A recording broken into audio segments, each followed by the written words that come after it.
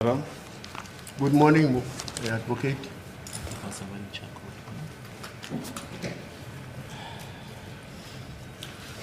You'll recall that when we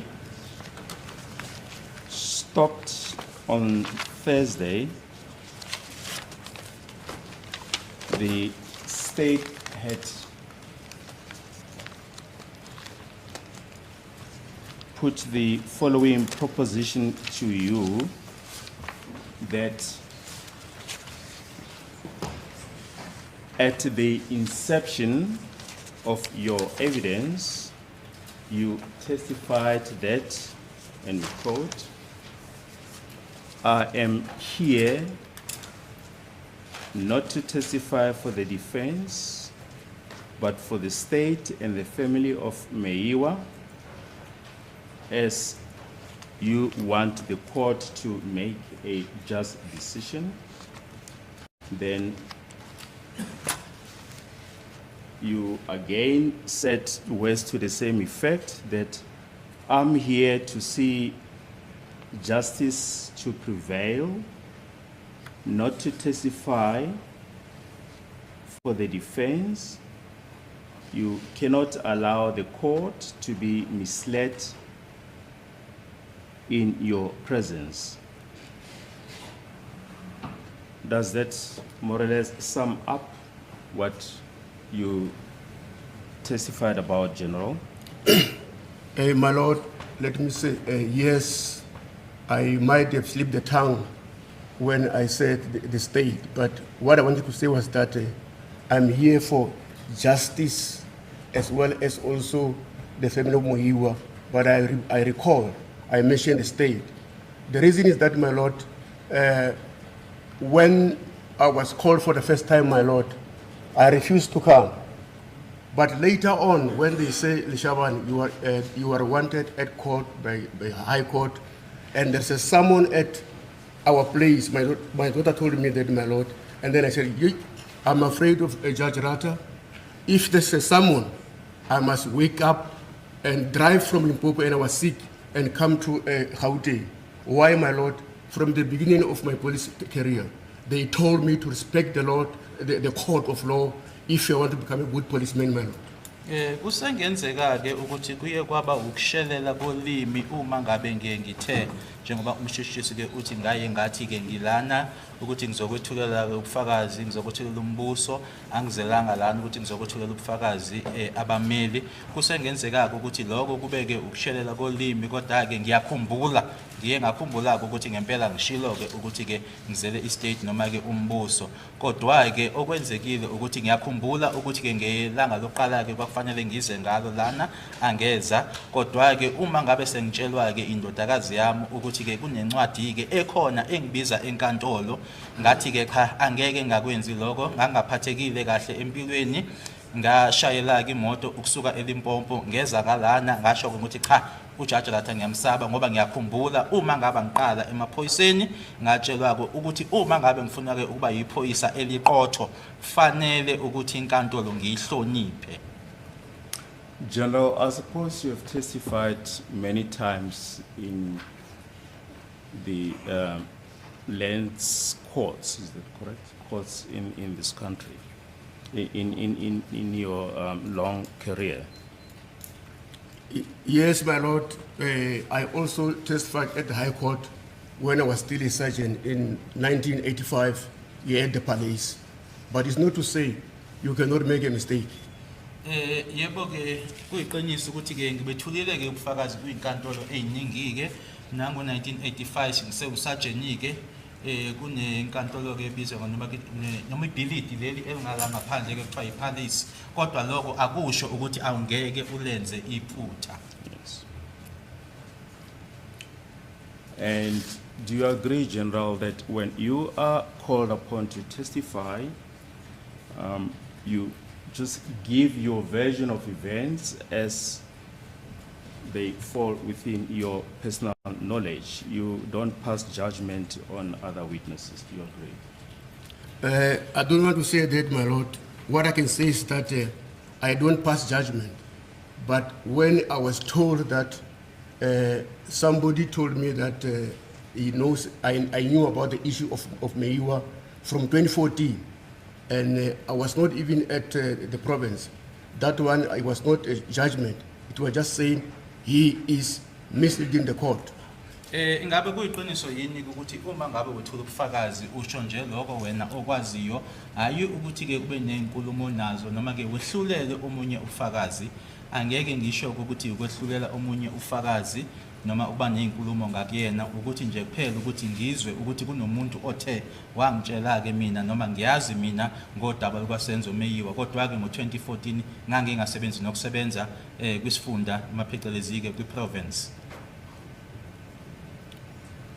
My Lord, I must mention that in 2014, the National Commissioner was Commissioner Reappear, National Minister was Nhleko, and not the Gitele, or also not General Setole. Angikusho ke lokho ukuthi ke ngo2014 uCommissioner wamaphoyisa kwaku Reappear ungqongqoshe wamaphoyisa kwaku uNhleko nkosinathi Nhleko kungasiyona ke uBhekicele kungasiyona ke naye uGeneral Sithole.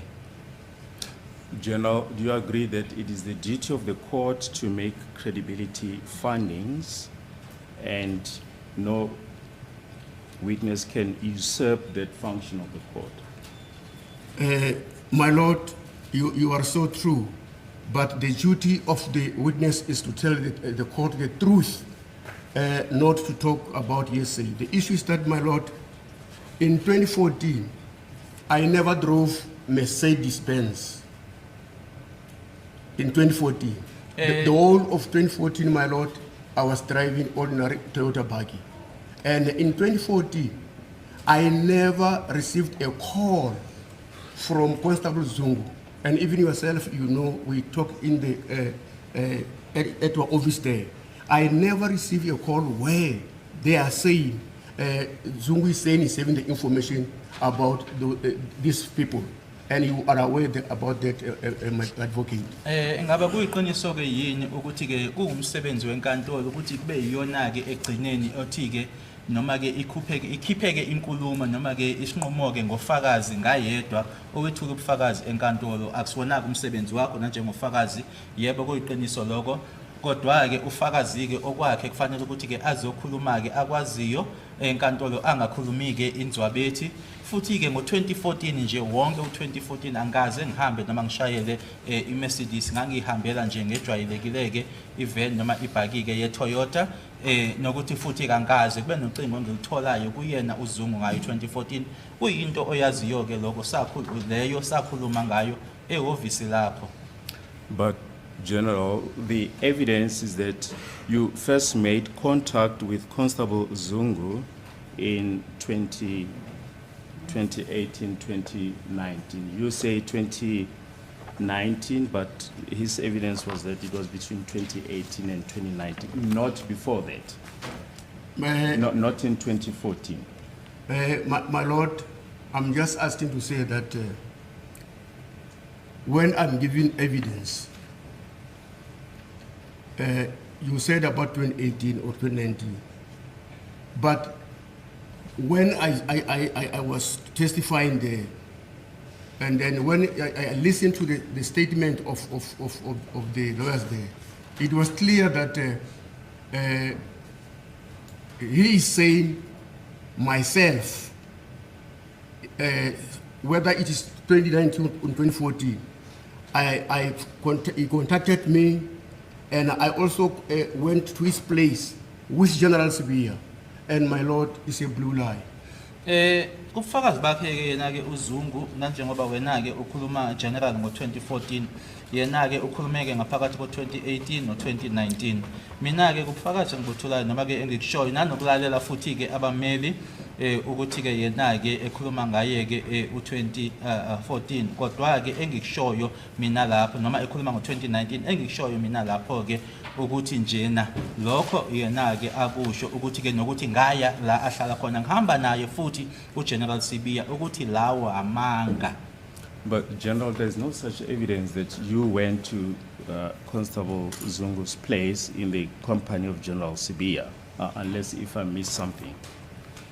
Ngaphandle kokuthi ke General kukhona ke ngikugejayo kodwa abukho ubufakazi obuthi wena wahamba no General Sibiya waya la ahlala khona uConstable Zungu.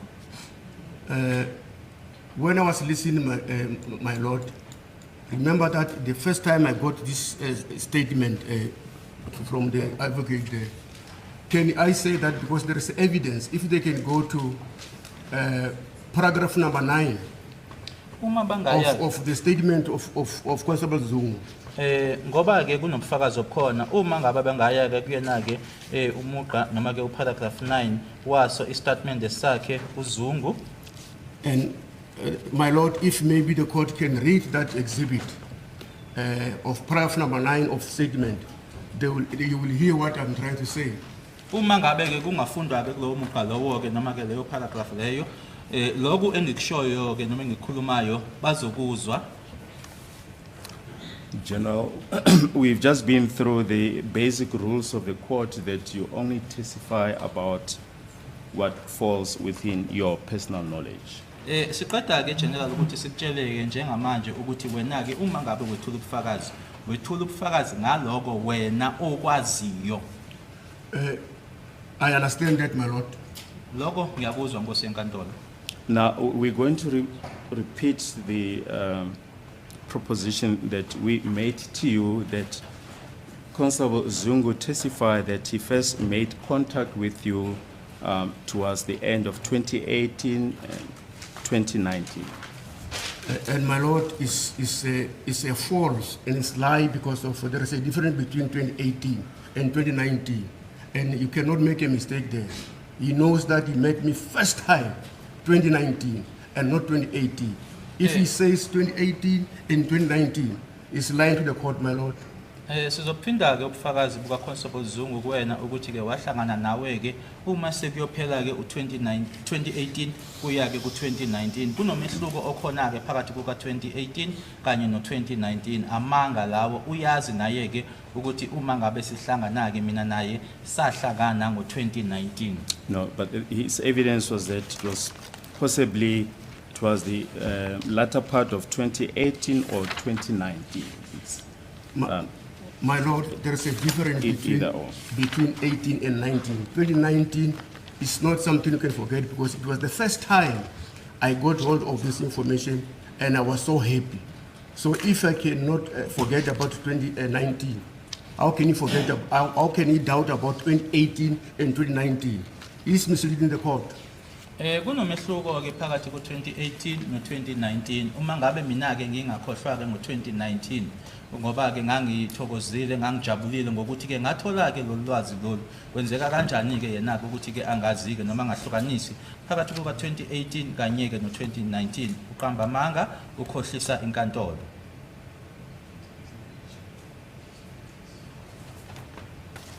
Now, we've just looked at the affidavit of Constable Sizwe Zungu, paragraph 9 that you are referring to, and you had testified that that paragraph mentions that he met you in 2014 and that you were driving a Mercedes-Benz. Is that correct? My lord, if you look at that paragraph number 9, before the last sentence of paragraph number 8, he was talking about 2014. Thereafter, immediately, you can read to the court what he wrote there. Uma ke ubuka ke lapho noma ke kuloko oqeda ukusho ke General ukuthi ke ingabe uthe ngo2014 uZungu wathi wena wahamba ngeMercedes umephendula ke uGeneral uthi uma ungabuka ke lapho kuyena uparagraph 8 uma ekugcineni kwayo uya kukhona ke akushoyo ke lapho bese kuthi uma njena ke ukhuluma ngo2014 lapho kodwa ke uma uhla ke lapho ufundele inkantolo ukuthi ke uthini lapho. General, we're not really going to belabor this point, but just to contextualize your evidence, the statement of Constable Zungu, which is on record, the last part of paragraph 8 states as follows: I then realized that the suspect that was arrested could not be the correct suspect, as I did not see him mingling with Carlos, Mapisa, Mtokosizeni, Muzi, and Mafika on the 26th of October 2014. Then paragraph 9, I got hold of the cell phone numbers of General Lishabani, who was then head of the detectives in Gauteng. And if you read through the paragraph 9, there's no mention of 2014. Lana ke ukuloku okufunda umtshutshisi ke uthi uConstable Zungu ngase ngithola ke ukuthi ke umsolo owaboshwa ukuthi ke babopha ke umsolo engasiyena ngoba ke akazange ke ahlangane noma kubekho ke kumhlanganisa noMthokoziseni uMaphisa uMuzi uGadla ngalo ke uOctober ka2014. Uma uhlake noma ke ufunda ke lapha uyasho ukuthi ngase ngithola ke inamba ke zocingo lwakhe uGeneral Lishabane ngoba ngathola ke noma ngezwe ukuthi ke uyena ke ohola abaseshi uthi ke mtshutshisi uma ufunda lapho ke akukho la khona ke ukukhuluma khona ngaloku uGeneral akushoyo. And Philip, before you respond, just to read its following two sentences, I called and informed him that I have information about the murder of Senzo Meiwa. He said we should meet at Tembisa police station. He arrived driving a brown Mercedes-Benz SUV. I shared with him all the above mentioned information and my knowledge about the murder of Senzo Maiwa. He said he will follow up the investigation. Nowhere is there any reference to 2014.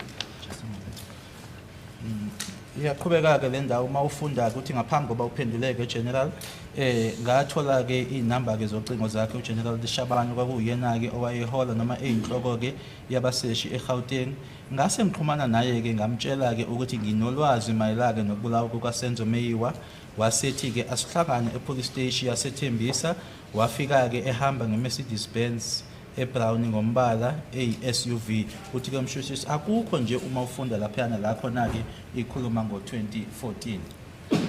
My Lord, the judge is not aware of this information. As I said, can you read that paragraph number 9 in full so that now this court can have a picture of what I'm talking about? Inkantolo ke ayinalwazi ke lwalokho ingakho ke ngicela ke ukuthi ke uparagraph 9 lona ke umfundeke ngokuphelele inkantolo izozwa ke noma yazi ukuthi ke yini le engishoyo noma engikhuluma ngayo. Journal, the statement of Constable Zungu is before court. We are not going to traverse it again. Istatement ke sakhe uConstable Zungu siphambi kwenkantolo angeke sisiphindeke. My Lord, I'm surprised because of, as I'm saying, we must never mislead the court. Is it difficult really to read paragraph number 9 so that now the court can understand? Kuyangimanga ke Nkosi enkantolo ngoba ingabe ngoba akufanelanga sikhohlise inkantolo ingabe kunzima yini ke ufunda ke lo yamuqa leyana ke u9 ukuze inkantolo izozwa.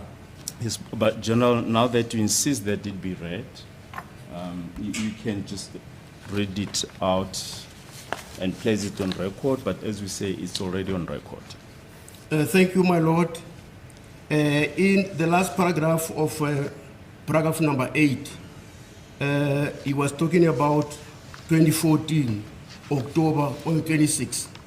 But now I'm reading here, my Lord, in number 9, I got hold of cell phone numbers of General Lishabane, who was then the head of the detective in Gauteng.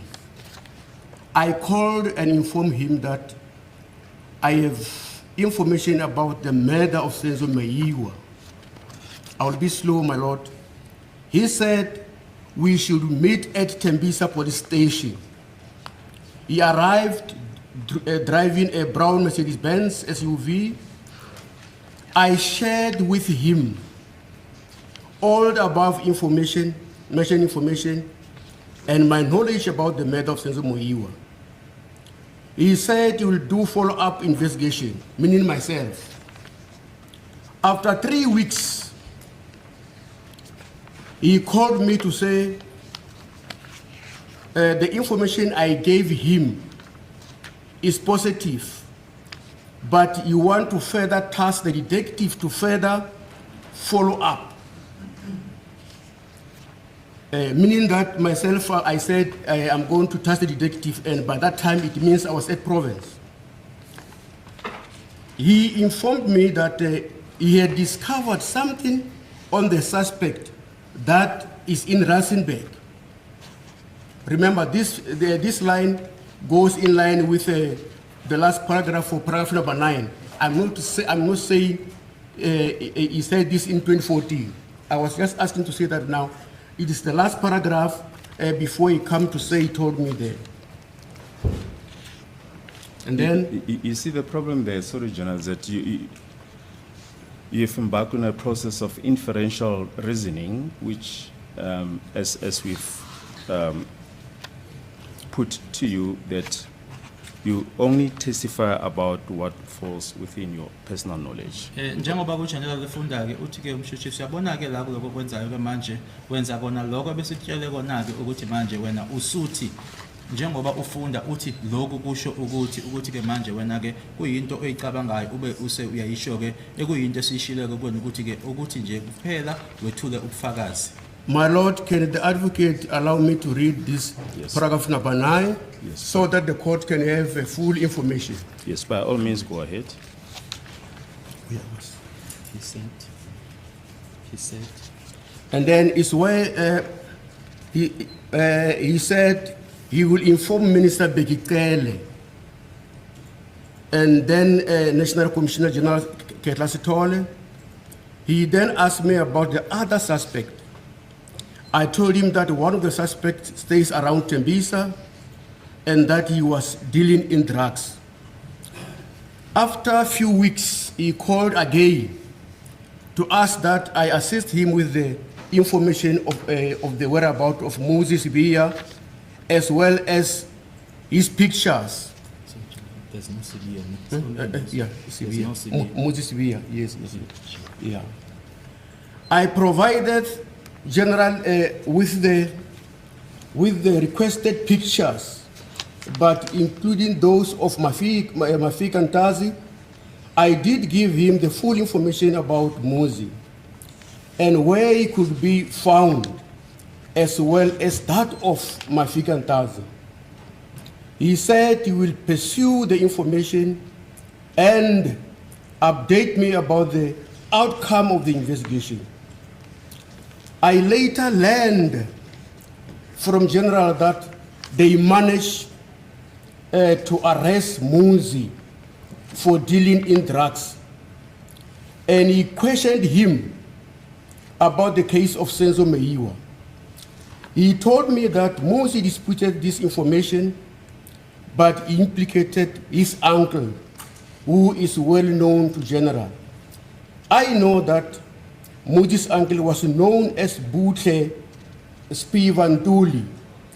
I know that he was killed a few years ago. The General was at that stage no longer the head of the detectives in Gauteng, but he was the cluster commander in Tembisa. Lo paragraph 9 ke uGeneral celileke ukuthi amfunde ufundeka ngalendlela ngase ngithola ke inamba zocingo luka General Lishabane ongaleso sikhathi ke wayeyinhloko noma ke ehola ke abaseshi noma abaphenyi eGauteng. Ngaxhumana naye ke ngamtshela ukuthi ke nginolwazi mayelana nokubulawa kuka Senzo Meiwa. Wathi ke asihlangane epolice station yaseThembisa. Wafika ehamba ngeMercedes Benz eBrown iSUV. Ngamtshela ke konke lonke ulwazi enganginalo ke mayelana nokubulawa kuka Senzo Meiwa.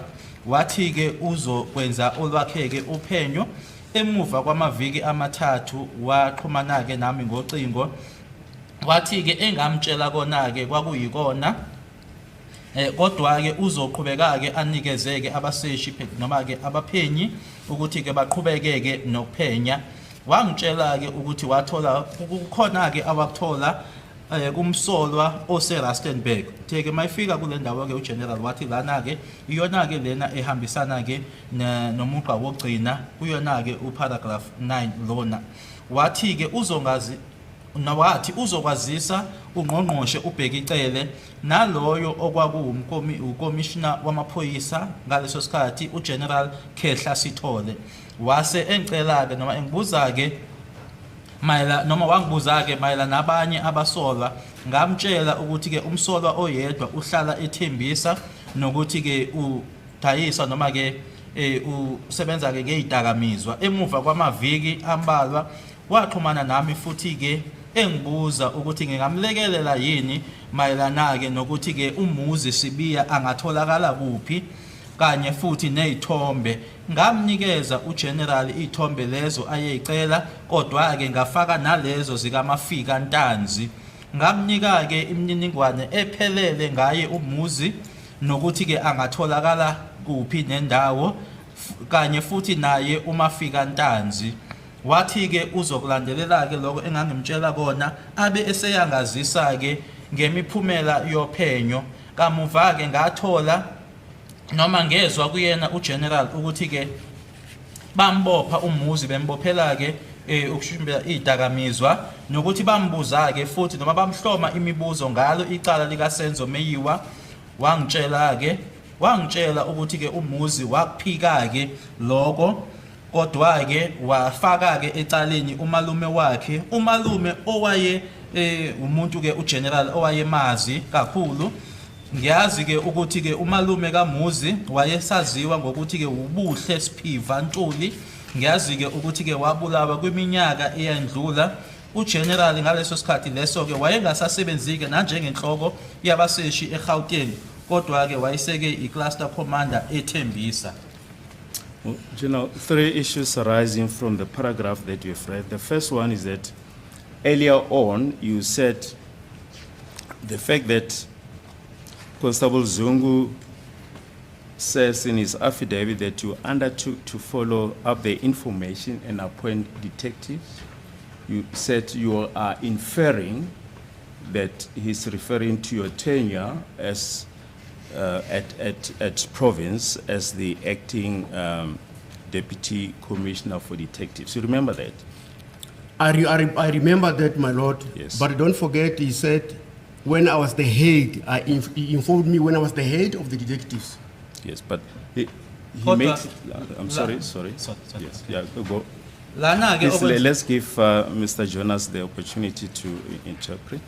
lana-ke kulokhu kule mininingwane lena othi-ke uZungu yiyona wakunika yona ekutshela ngayo-ke ukuthi lokho kwenzeka ngesikhathi usayibambela-ke noma-ke usabambile-ke nanjengo-deputy provincial commissioner. Yebo-ke kodwa-ke yena-ke akushoyo-ke lana kusona-ke istatement leso akusona-ke uthi-ke ngangisasebenza-ke kuyona-ke i-province. Yes. But General, you agree he makes it abundantly clear towards the end of paragraph 9 that you were no longer at province and you were now the cluster commander. Do you agree? I want to say to the court that, my lord, I'm here as an old man.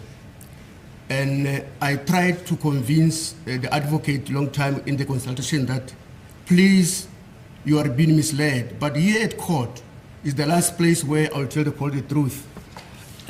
Okwenzekayo-ke lana uyavuma ukuthi la kulo mugqa wokugcina la uyakusho uConstable Zungu ukuthi ngaleso sikhathi leso-ke uGeneral wayengasasebenzi-ke nanjengenhloko yabaseshi eGauteng kodwa eyi-cluster commander. Lana-ke njengoba ngethula ubufakazi-ke lana ngiyikhehla ngizamile-ke kwisikhathi esindluleke ngikhuluma naye-ke u-advocate ukuthi-ke uyakhohliswa, kodwa lana enkantolo yindawo yokugcina-ke la khona engizokhuluma iqiniso.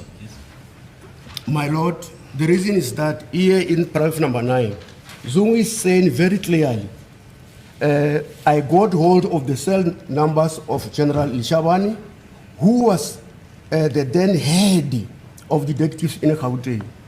Lana-ke uyakusho nje kucaca bha uConstable Zungu ukuthi ngase ngithola amanamba akhe uGeneral Shabane ngaleso sikhathi leso-ke wayeyinhloko yabaseshi noma-ke yabaphenyi eGauteng. My lord, he said this after the last paragraph of number 8, where he talked about 26 October 2014. Lokhu ukusho emuva-ke komugqa wokugcina lana-ke ku-paragraph 8 la khona akhuluma ngo-October ka-2014. General, just perhaps to move on, do you agree that in the last paragraph he refers to your capacity then as the cluster head? of Tembisa. But you cannot read the whole paragraph to get the whole information. When I was the head of the cluster, I was not the head of the detective in the province. Kodwa uyavuma ke General uma nje sidlula ke lana ukuthi lana uthi ke lana wawusekwe uyicluster ke manje commander kodwa ke awukwazi ukuthi ungafunda lana ke kuphela kufanele iparagraph lena uyifunde yonke ke ukuthi ke ngangasephethe ke manje ngaleso sikhathi leso ke abaseshi eGauteng noma ke kwisifunda. Yes, we leave it at that. Do you agree that there's no reference to 2014 in the paragraph that you've read? My Lord, I want to say, when you read the last paragraph of number 8, after that, he went straight to say, I got hold of the phone numbers of General Shaban. Yes, in the paragraph number 9, he didn't mention that, but he's talking about, flow of information, my Lord. Ngiyavumelana nawe ke ukuthi ke yebo lana ke ku paragraph 9 akukho la khona ke akhuluma ngako lokho u2014 kodwa ke uma ufunda umugqa wokugcina lapha yana ke ku paragraph 8 ila khona ke akhuluma ngo October ka2014 manje ke uma ukufunda konke ke ila khona ke information ihamba khona noma ilandelelana khona.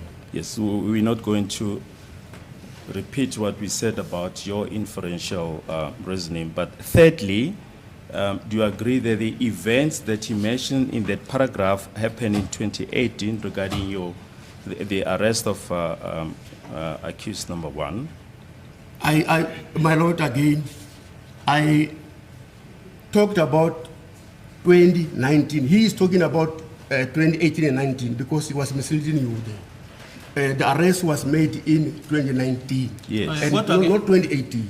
Uyavuma ke ukuthi ke lana ke lokwakhuluma ngako lana ke ukuthi ke kwenzeka ngo2018 ukuboshwa kwakhe ngomsola wokuqala cha ngoba yena ke wayekukhohlisa ke wena ukhuluma ngo2018 ngo2019 kodwa mina ke ngikushoyo noma ngikhuluma ngako ukuthi kwenzeka ke ngo2019 hayi ngo2018 sorry. That's what we are positing to you, that you agree that the information that he mentions there happened in 2019.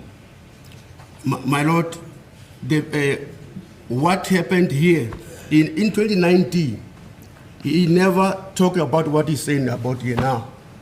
Ngo2019 lokhu akushoyo la noma okubhaliwe la kule statement akaza kusho kumina ngo2019 lokhu okubhalwe la. Because my Lord, he says clearly, I got hold of the cell phone numbers of General Lishaban, who was the head of detectives in Gauteng.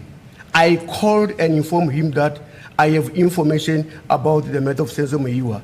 This one, I was not the head of Gauteng by that time, but in 2019, he called me, but my Lord, he never spoke about this in 2019.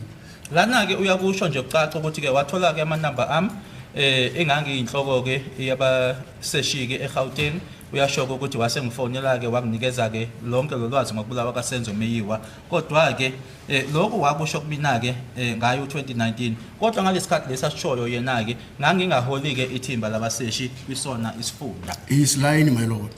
Ukhuluma amanga ngosenkantolo. General, the question that we posited to you is very simple. The events regarding the arrest of accused number 1 that happened on your own version in 2019. Forget about. Yes, my Lord. Wazungi's The saying. arrest happened in 2019. Yes. Yebo ngosenkantolo ukuboshwa komsolo wokuqala kwenzeka ngo2019. Yes. Can we then move to a different aspect? Yes, my Lord. You have testified that in 2020, Constable Zungu called you and indicated to you that he's been forced to implicate you in a taxi hijacking matter. My Lord, I don't know where did Advocate Baloyi got this matter.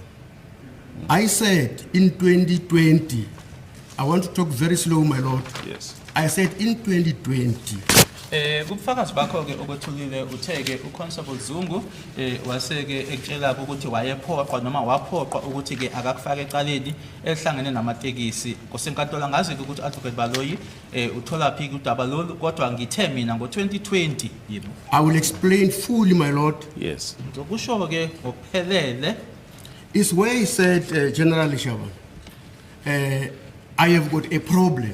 ila asethi kubina ke General Lishabane nginenkinga. You know, I've got a problem because now Brigadier Kininda, Ngoba manje ke uBrigadier Gininda he's forcing me to write a false statement, and I wrote that false statement because he wanted to arrest me. ungiphoqa ukuthi ke angibhale istatement esiyamanga ngisibhalile ke istatement leso ke ngoba manje ke ubesefuna ukungibopha. And the constable, let me finish, my lord. Okay. And Constable Zunguba at that time in 2020, you know what? He was shaking, and I feel pity for him. Yazi ke ngaleso sikhathi leso ke uConstable Zungu umuntu ke lana ke owaye ungathi nje owaye ngangazela ke futhi mina ngangimzwela. And he even said, you know what? They are saying you are selfish, Shaban. You are going to be arrested. Ngoba ke bathi nawe lona Lishabane uzoboshwa. You are implicated in the taxi matters, Ngoba where murder also happened. uhlanganiswa ke namacala kwimboni yamatekisi la ekwabulawa khona. And he said to me, you know what they say? The arrest is imminent. Basho futhi ke ukuthi nje ukuboshwa kwakho nje sekuyinto seyiseduze nje. I said, Constable Zungu, please, you know what? I'm a senior officer. Listen to me very carefully. Ngase ngithi kuyena ke yabona mina ke manje ngiyiphoyisa ke lemkantshi ubomvu. Nothing- Ngicela ke I know ungilalele. nothing about that. And even yourself, if they are forcing you, please don't worry. I will inform the National Commissioner because he's the one I trusted, and also the Provincial Commissioner Mawela, because I know that if I text them to say, please listen very carefully, my seniors, the constable is saying he's been forced to make false statement. And if they can go and check my SMS to National Commissioner Setole, as well as also Provincial Commissioner Mawela, they will come and testify about this to say, no, I did inform them. Before 2023, when the case was, when he was testifying, or the statement was taken, my lord.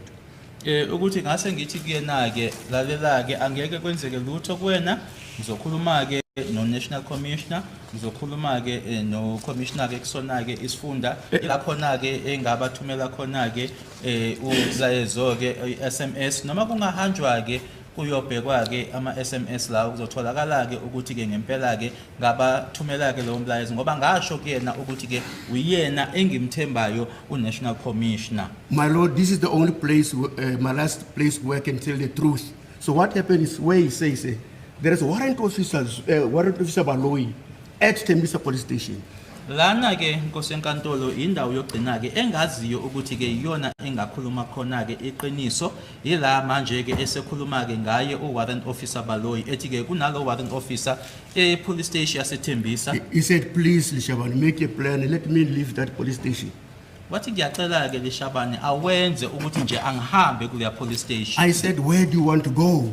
Ngase ngithi kuyena ke ufuna ukuya kuphi nendawo. He said, Sebenza police station. Wasethi esebenza police station. I said, as the cluster commander, don't worry, I'm going to assist you.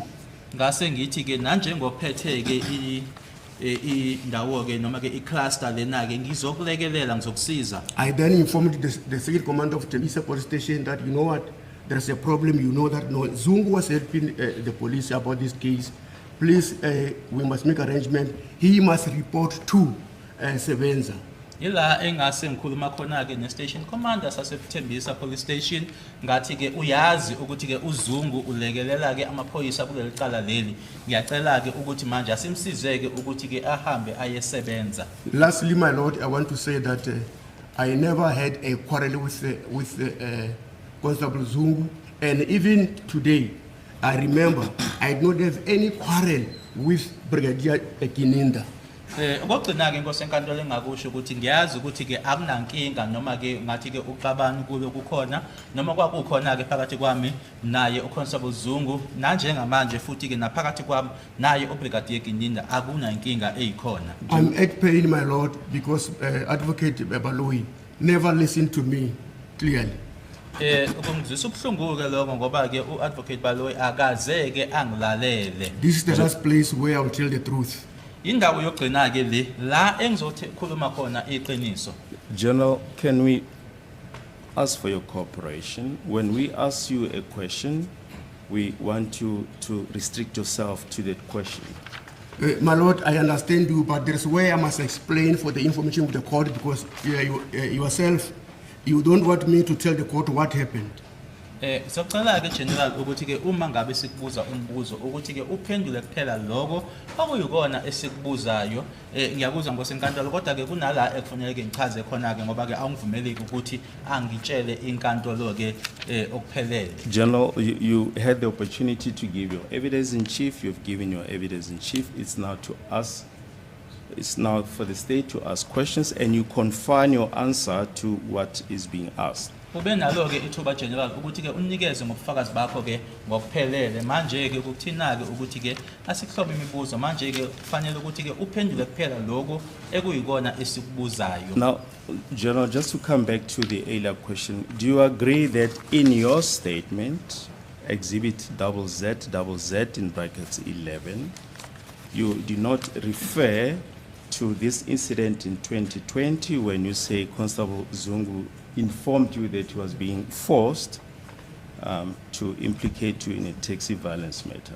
Do you agree? It's not in the statement. I'm not agreeing about it because when we were in consultation, I informed you about everything. I even said to you, you know what, Advocate Baloyi, one day, even after 10 years, the truth will come out. And the day Zungu is going to tell the truth, you are going to faint. And it's where you never agreed. Ingabe uyavuma yini ukuthi udaba lo okhuluma ngalo lokho 2020 ukuthi ke uZungu ke ethi waphoqwa ke ukuthi ke akabhale ngawe ukuthi ke alukho ku statement sakho. Cha angivumi ke ngoba ke nangesikhathi ke ngangisehhovisi lakho siconsulta ke ngakutshela ke ukuthi ke noma kusemuva ke kweminyaka eyishumi iqiniso lizovela nokuthi futhi ke ngelanga uZungu azokhuluma ngalo iqiniso uzoquleka ngalelo langa lelo. General, we are asking about your own statement, Exhibit ZZZ in brackets 11. Do you agree that there's no reference to the fact that Constable Zungu told you that he was forced to implicate you in a taxi violence matter by Brigadier Gininda? My lord, Thank you. My colleague Advocate Baloyi has been referring to State versus Mafalati, so I think the same line of question refers to that question because the fact that the witness does not mention any aspect in his statement does not mean that when he raises that in his evidence, either under cross-examination or in his evidence in chief, that did not occur. But in all, I'm saying that it refers to the very same case that Advocate Baloyi has been referring to when the defense was asking questions to the witnesses. Thank you. Monot, with the greatest of respect, we differ. I think my learned friend is misreading the case. All that we are asking, General, is does he agree that that fact is not in his statement? It's a simple matter of yes, it is in the statement, or it's not in the statement, my lord. That's all that we are asking the witness, my lord. My lord, thank you, my lord. The issue is that I agree that I did not write this in the statement. If you can allow me to finish this. Ngiyavuma ukuthi ke udaba lo longibuza ngalo angilibhalanga la kwi-statement sami. Remember when Gininda came to take the statement from me, Khumbula ukuthi ngesikhathi uGininda eza kumina ezothatha sona noma ezobhala sona i-statement lesi, he did not tell me about the statement of Zungu. akangitshelanga noma akazange angitshele nge-statement sikaZungu. It's me who told him that, no, you know what, because why? I know that previously the police made some serious mistakes Imina kwamtshela ngoba ngathi ke uyazi ke ngoba kwenzeka ke kwisikhathi esendluleke kunala khona ke amaphoyisa enza iphutha ke noma ke amaphutha ekuyiwona. I told him that no, even if I don't write in the statement here, but please take note that this constable told me that you did force him to write statement. Kodwa ke buka lokhu noma bheka lokhu nanoma nje ngingakubhalile lana kwistatement sami kodwa ke ukwazi lokhu wena Ginyindi ukuthi ke uconstable lona ungitshelile noma wangitshela ukuthi wena wamphoqa ukuthi abhale istatement. But I will just write this summary of the statement because he said just write this summary of the statement. I'm aware about that. I never sort of force him, but just write what you think you can write. But I told him that I cannot say this because why? The court will throw this case if I can say that. Kodwa wasethi ke yena ke kumina bhala ke ufinyezeke istatement lesi ngikuzwile ke lokho kodwa ke akunalutho noma ongikwaziyo ngalelo daba ungabhala ke wena nje ufinyezeke ngabe ngithi ke nami ke ngizokubhala ke ngoba uma kuukuthi ke lolo daba lolo ngingalibhala lana ke inkantolo ke icala leli ke ngaliphonsela eceleni.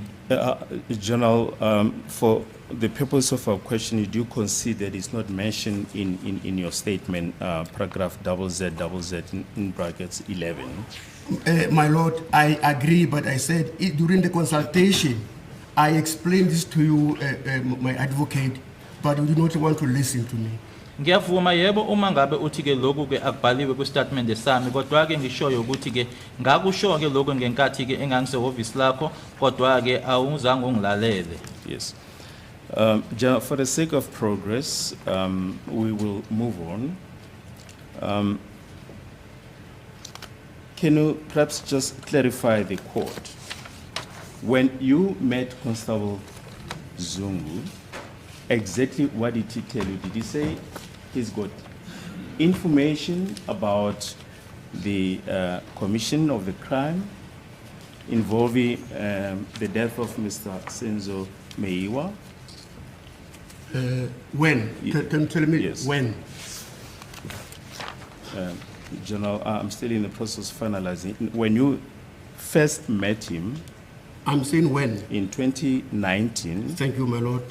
in 2019, did he say that he has information about the death of Senzo Meiwa and who might be involved, but that he does not have the details? Do you understand that? Yes, my lord. That's the one part. Or did he tell you he does not have any information he had from Gwabeni about the death of Mr. Senzo Meiwa and who might be involved? General, before you answer, do you agree that these two propositions are different? Yes, I agree that Yes. different. Ngabe ke kuyinto akutshela yona uZungu ingabe wathi kuwena ungabe unolwazi yini ngokushona kwaSenzo Meiwa ukuthi nje imininingwane angenayo noma ke akutshela kona ukuthi nje kuyinto ayizwa ngoGwabeni ngaphambi kokuthi uphenduke ngabe uyavuma yini ukuthi into ezimbili ezahlukene lezi? Yebo ngiyavuma. Just maybe to save time, your evidence is that he told you that he heard from Gwabeni as to who might be involved in the death of Mr. Senzo Meiwa. Is that your evidence? Yes, yes. Ubufakazi bakho yini ukuthi ke akutshela kona yena ukuthi ke ukuthi obani ababembandakanyeke ekushoneni kukaSenzo ukuthi into leyo ayizwa ngoGwabeni? Yebo. My So, lord, just to, sorry, just- yes. yeah. My lord, as I said, I want to try to be very, very slow, my lord, because this is the last place where I will inform the court for the sake of justice. Nanjengoba ngishilo ke ukuthi ke angifuni ke ukuthi ke ngiqhamazeleke noma ngijahe noma nanjengoba ngishilo Yes, but- ukuthi indawo yokugcina ke lena la ubulungiswa ungenzeka khona. But General, I was still talking, my lord, yes, you have given your Yeah. evidence in chief. but lord, We are now in charge of the process. okay. So we ask you questions, you answer the questions. Please, General. Yeah, but the thing is, I understand, but I have to explain when you ask me, because why? When I was with you, you never get a chance of talking to you. Yebo ke ngiyakuzwa ke ukuthi ke ubuze imibuzo kodwa kufanele ngichaze ngoba ngesikhathi enganginawe ngaso awukazeke unginikeze ithuba lokuthi ke ngikhulume nawe. In my office, my advocate, you were not there. I was with Zungu and I can tell you the atmosphere. You know what? I was so happy because I wanted to solve this case before I can go on patient. To say, when he came, they said, General Shaban, the information I got, you are right to say that now, is from my uncle Gwabini. Wawungekho ke ehhovisi lami kwakuyimina ke noZungu babe lapho nesimo ke lapho njena ke futhi ngangithokozile ke ngoba ngangitshela ukuthi ke ngifisa ukuthi ke icala leli ke ngiqazuleke ngaphambi ukuthi ngihambe ke impesheni wangitshela ke wathi ke noma ke ulwazi lo nginalo ngalithola kumalume wami uGwabeni.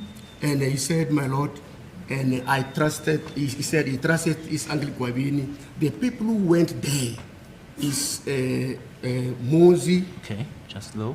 Wasethi kumina ke ngiyamthemba ke uncle sorry uncle noma umalume noma ke ubaba omncane uGwabeni uthi ke abantu abaya lapho uMuzi And also Ntanzi. kanye futhi ke noNtanzi. Yes. And they cannot lie. Futhi ngeke aqamba amanga.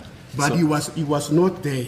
Kodwa yena wayengekho lapho. Thank you, my lord. Ngiyabonga Nkosi This is enkantolo. a simple question that you asked. If you answer the question, we could have been further down the cross-examination. So in other words, he said he himself does not have information as to who might be involved, but that what he was telling you he heard from Gwabeni. In other words, that Gwabeni was the source of the information. Thank you, my lord. There you are, my lord. Ngiyabonga ke ikona ke lokho akusho ukuthi yena ke ulwazi akanalo yena kodwa lokho akutshela kona kuyinto ayitshelwa uGwabeni. We just wish to refer you to your statement that you deposed on the 5th of October 2023 at 14:14, Exhibit ZZZZ in brackets 1, paragraph 4. Yes, my lord. While I was performing my duties as a cluster commander, I did not participate in any investigations of the Senzo case. Around 2019, I was then approached by Constable Zungu. The constable told me that he has information about the suspects that entered the Kumalos house and later shot Senzo Meiwa. He mentioned Muzi Sibia and Tanzi from Rustenburg. And please listen to the next portion. He further mentioned Gwabeni, who knew more or had deep knowledge about this case. Do you understand that, General? Understand, my lord. La afunda khona ke uadvocate kufundeka ngalendlela ngenza ke umsebenzi wami ke nanjenge cluster commander ngasiyona ke ingxenye kuphenyo lecala lika Senzo kwathi ke ngo2019 kweza kumina ke uConstable Zungu uConstable wangitshela ke ukuthi ke unolwazi analo mayelana nabasolwa abangena emzini wakwaKhumalo base kamuva ke bedubula uSenzo Meyiwa washo ke noma ke wachaza ke uMuzi Sibiya kanye noNtanzi obuya eRustenburg noma waseRustenburg waseqhubeka ke esho futhi ke noma ke echaza uGwabeni okuyena ke owayenolwazi ke oluningi noma ke olujulile mayelana nalo icala leli. So what you're saying here, General, in your own statement, you're saying Constable Zungu said Gwabeni knew more or had deep knowledge about this case. Yes, it's what he told me, my lord. Kusona istatement sakho lesi ke sibhaliwe noma uyasho wena ukuthi ke uGwabeni uyena owayazi kabanzi unolwazi olubanzi ngaleli cala leli yebo into angitshela yona leyo.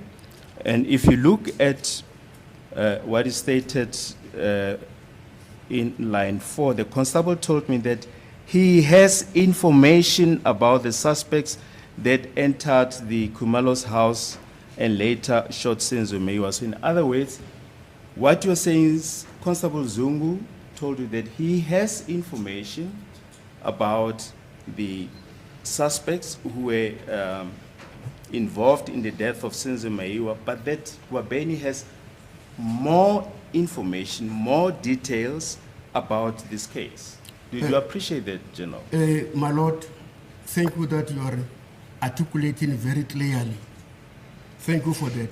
Lana This- yeah. sorry. Lana okubhaliwe lana ukuthi uyasho noma kubhaliwe kwistatement sakho ukuthi uZungu akutshela kona noma asho kuwena ukuthi ke unolwazi ngabasola abangena base bedubula kodwa ke umuntu onolwazi olujulile kuwugwabeni. Yebo ngiyabonga ke ukuthi ukusho ngaleyo ndlela. Yes. As I told the court to say, when I wrote this statement, remember, I've already had the information, and I clearly wanted to know as to whether Zungu was part of that, because in my mind, I thought maybe even he himself was part of this case.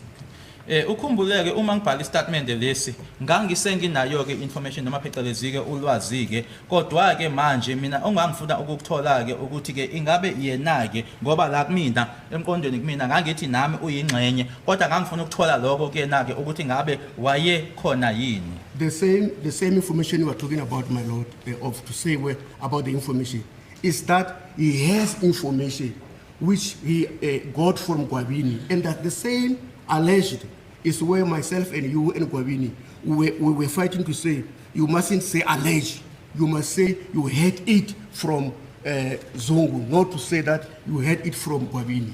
Ngoba ke manje ke yila khona ke engitshela khona ku uZungu ukuthi ke lokho wakuzwa kuGwabeni manje ke lo dwaba ke kwaGwabeni lona ke udwaba ke udaba esasingazwani ngalo ngoba ke owawungitshela kona ukuthi cha angingasho ukuthi ke kwakuthiwa noma kakusolakala ukuthi angisho ukuthi ke kukanje ngingathi ukuthi ke kwakuyinsolo. You see, in paragraph 9 of your, Just for the edification of my notes, I did not get the last aspect. The witness is saying, at the time of the consultation with the state was saying to him that he should not say that he had, that Zungu had this information from Gwabeni, but rather that this witness must say that that Zungu, that he actually had it from Zungu, that Gwabeni, that Ntanzi and Sibia were involved in a matter of sense. Just my understanding there. Maybe the witness can repeat it. Yes, my lord. My lord, I'm at pains because my respected advocate, he listened to the constable than the general, who was fair to say, please, myself, I cannot change the statement and say it's from Gwabini. They said, no. Especially when Ginidi was saying, you must rather say you got it from Zungu, not Gwabini. Kubhlungu ke noma kungizwisa ubhlungu ke ngoba ke uadvocate wami ke wakhetha ke ukuthi ke alalele uconstable angalaleli ugeneral ngoba ke lana inkinga la eyayikhona ke kwakuwukuthi kuthiwe cha musa ukuthi lokhu ukuzwe ngoGwabeni yila khona uGeninda athi khona yithi into owayitshelwa uZungu. That's what caused tension, my lord. Yilokho ke okwadala ke ukuthi ke kungabi khona ke ukuzwana. General, Thank you very much. I think we got it better for the second time. General, Yes, my lord. please, I'm appealing to you. We're talking about your statement. And I've just made these two propositions to you, and I was expecting you to respond to your own statement. My lord, it is my statement, and what I'm saying is relevant, unless if now, my lord, I must be channeled to say what Bolo want to hear. Yebo ke kuyiqiniso ukuthi ke lokho kushoyo ukuthi ke kuyistatement esami lo lesi futhi ke lokho engikushoyo ke kuhambisana nako ngaphandle ke manje kokuthi ke sengilindeleke ukuthi ke manje ngisho lokho ke ubaloyi afisa ukuthi ke ngikusho. In paragraph 9 of your statement, is page 5 of 6. The sixth sentence, Starting with what today? Okay, just wait. and maybe we should just read the whole paragraph. I freely and openly assisted Brigadier Gininda to coordinate the meeting. I did not know that the meeting took place and investigation carried on. I also advised Brigadier Gininda to look after Constable Zungu's safety and follow the investigation proper as I believed him. Now, the question that we wanted to refer to at the moment, I also recall that Constable Zungu said the details of what this suspect did came from Gwabeni, who shared such information with him. So once again, you're referring to the fact that the details come from Constable, from Gwabeni. Do you appreciate the difference, General? My lord, I understand very clearly. Which meeting was I arranging there? Sorry. Lana ke asiqala ke sifundeke lana. Ufundeka ngalendlela ngathi ke mina ke ngalekelela ke uBrigadier Gininda ukuthi ke umhlangano uqhubekeke angazi noma nginalo ulwazi lokuthi umhlangano waqhubeka.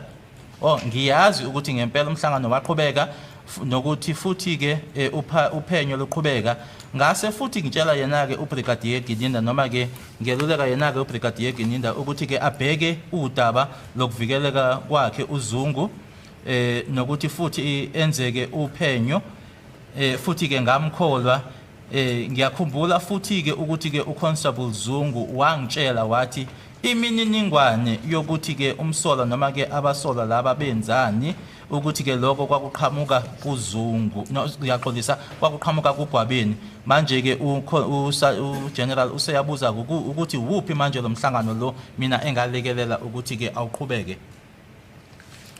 We're still talking about the events of 2019. Yeah, but yes, what we are positing to is that on the in paragraph 4 you say Constable Zungu says he has information about the suspects that entered the Cumulus house and later shot Senzo Meyu, but that Gwabeni has got deep knowledge and knew more.